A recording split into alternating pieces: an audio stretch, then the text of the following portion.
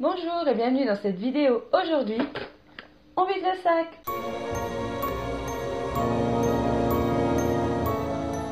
Alors le premier produit qui sort de ce sac, c'est ceci.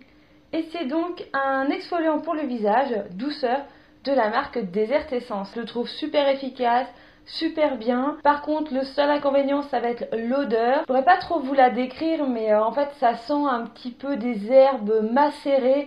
Alors, c'est pas que le produit est passé ou quoi que ce soit, parce que je dois être à mon deuxième pot, j'en ai encore un d'avance. Mes trois pots ont exactement la même odeur, parce qu'au début, je me suis dit, peut-être que y a une mauvaise conservation du produit et que c'était peut-être ça l'odeur bizarre du produit. Mais non, les trois sont pareils, donc c'est vraiment l'odeur du produit. Les petits grains exfoliants sont vraiment assez gros pour le visage. Alors moi j'aime bien les exfoliants visage où les grains sont assez gros, donc je suis un petit peu maso, parce que généralement je prends les exfoliants corps pour faire le visage.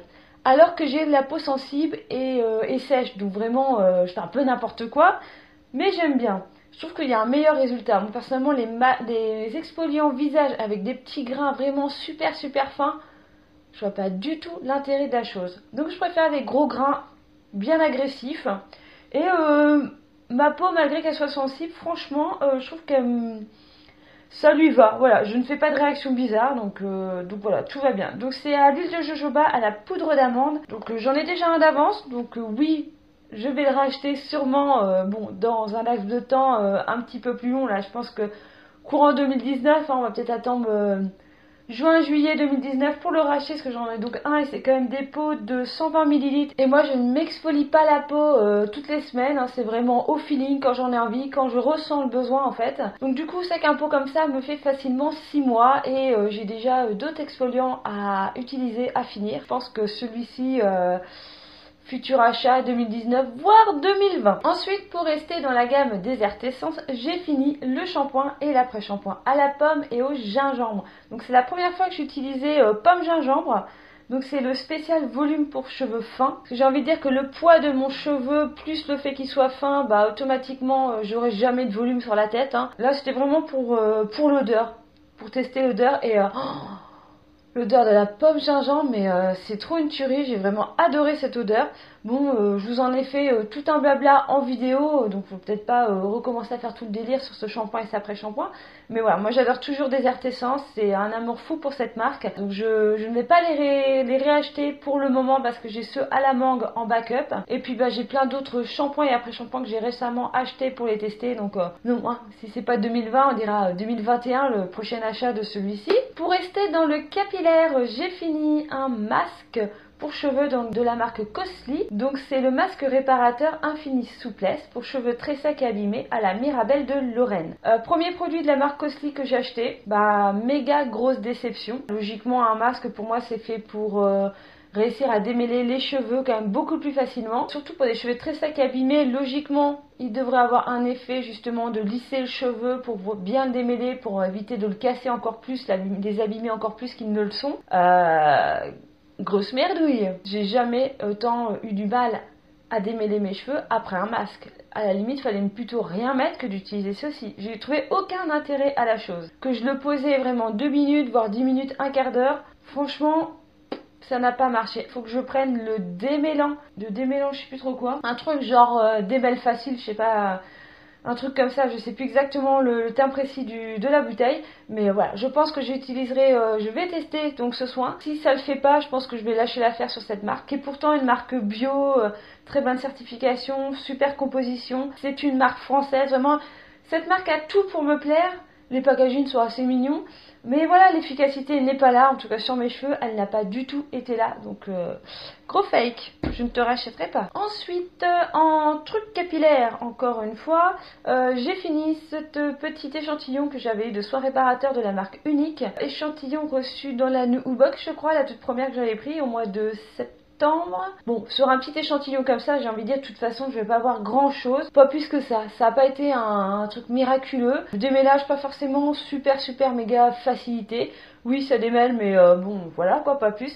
Ouais, j'ai pas été séduite plus que ça par cette marque-là. En plus, je crois que ça coûte la peau du cul, donc je pense pas m'attarder plus que ça sur cette marque, hein. Donc bye bye Unique. Ensuite j'ai terminé un lait démaquillant de la marque Bionaya. C'est la marque repère de chez Leclerc. Donc ils ont une gamme bio, j'avais envie de la tester. Donc j'ai pris le lait démaquillant pour peau sensible normale à mix, c'est-à-dire tout type de peau, aux extraits de pêche et de fleurs d'oranger bio. Je l'ai trouvé plutôt pas mal. Moi j'adore les laits démaquillants.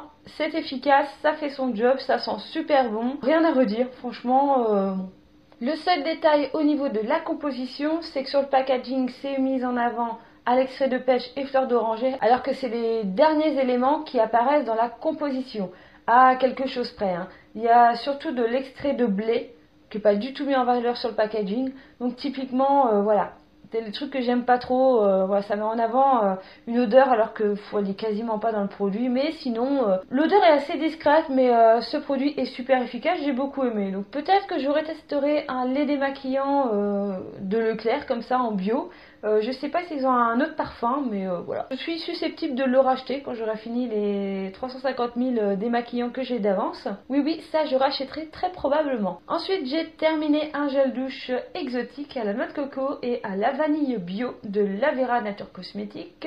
Oui, bon, ça reste un gel douche, ça lave, ça mousse, l'odeur elle se sent pas. Vraiment, je trouve qu'on sent le lait de coco en fait. Plus que la vanille, ça m'a pas séduit plus que ça. C'est ce qui est écrit sur le packaging, quoi, c'est tout, rien de plus. Donc la Vera, c'est pas cher, c'est des bons produits. Je pense que je rachèterai sûrement un de leurs produits, peut-être pas celui-ci, parce que voilà, je préfère la vanille à la noix de coco quand même, mais là c'est plutôt l'inverse.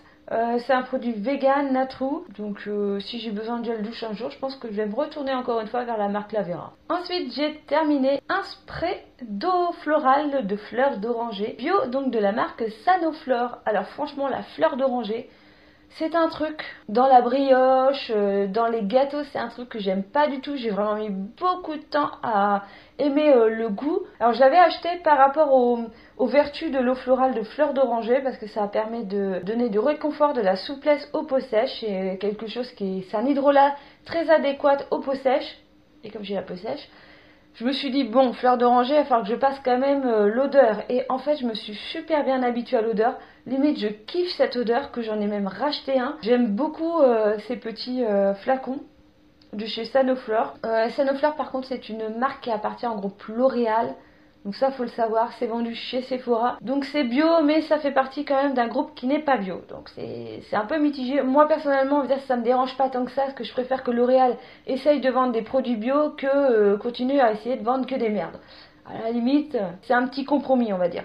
Donc oui, je rachèterai et de toute façon, j'ai déjà d'avance. Alors pour continuer dans les hydrolats, les eaux florales, j'ai terminé ce petit échantillon reçu dans la New Box, donc la brume de rose pour tout type de peau, de chez Skin and Tonic London. Alors, pas mal. J'ai beaucoup aimé le spray de ce petit flacon. C'est un flacon en verre, donc avec un spray.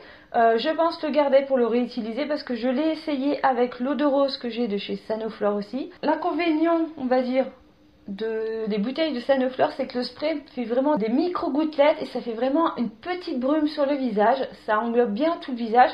Alors que le spray de cette petite bouteille fait des gouttelettes beaucoup plus grosses, donc ça mouille vraiment bien le visage.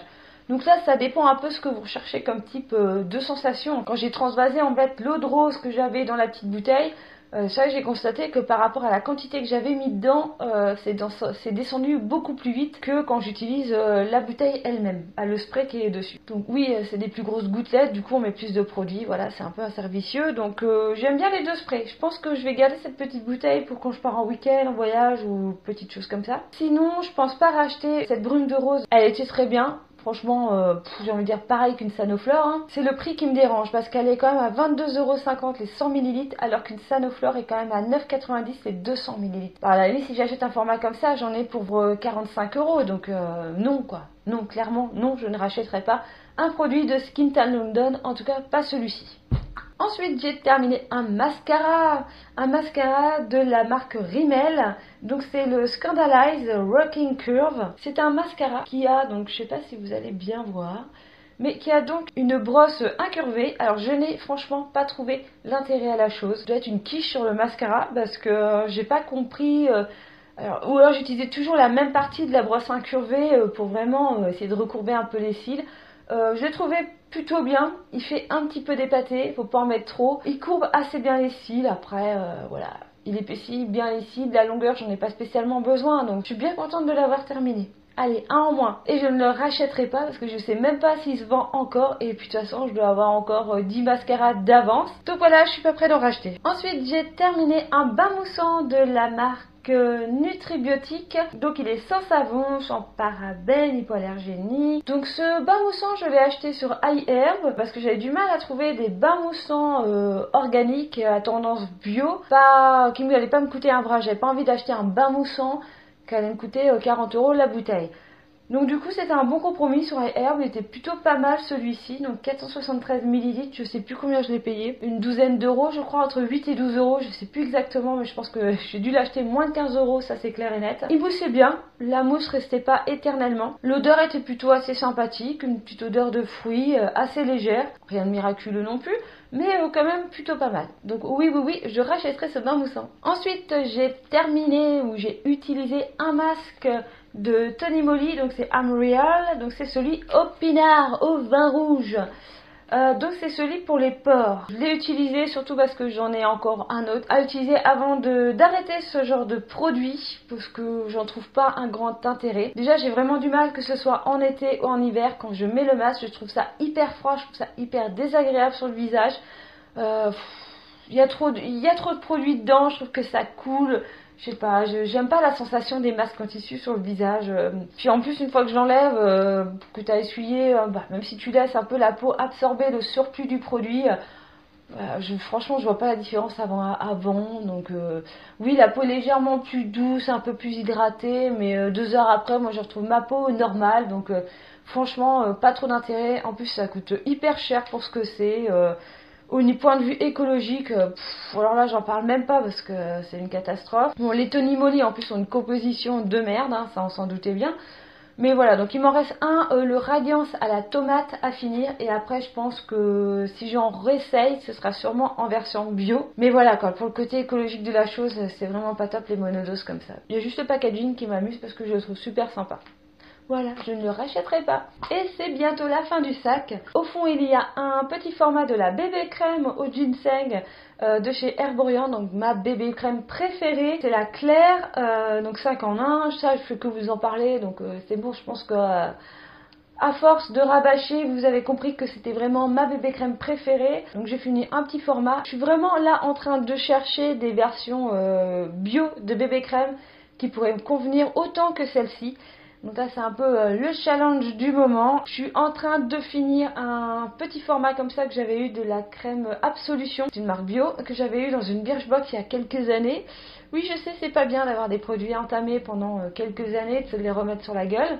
J'ai pas fait de réaction allergique ou boutonneuse, donc pour l'instant tout va bien. Je l'aime beaucoup, elle a une couvrance super top, elle a la bonne couleur. Donc par contre elle coûte un bras par rapport, je crois, à la Herborian. Quoi qu'il faudrait que je compare parce que je sais que le grand format chez Herborian c'est 35 €. Là je crois qu'on est à 12 ou 15 € sur ce format là.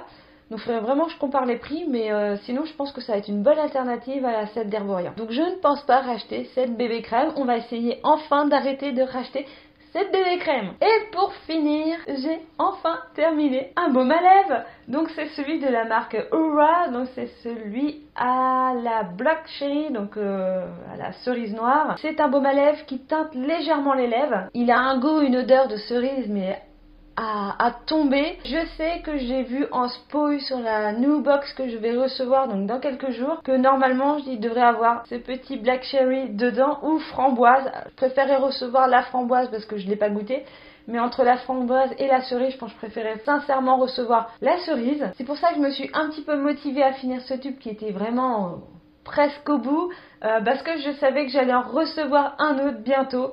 Donc voilà, donc ça m'en fait déjà un en moins. Et ça c'est plutôt pas mal parce que ça fait déjà aussi un bon moment qui traînait dans mes affaires. Je rachèterai sûrement de ces produits. Je les achète donc sur iHerb comme d'habitude.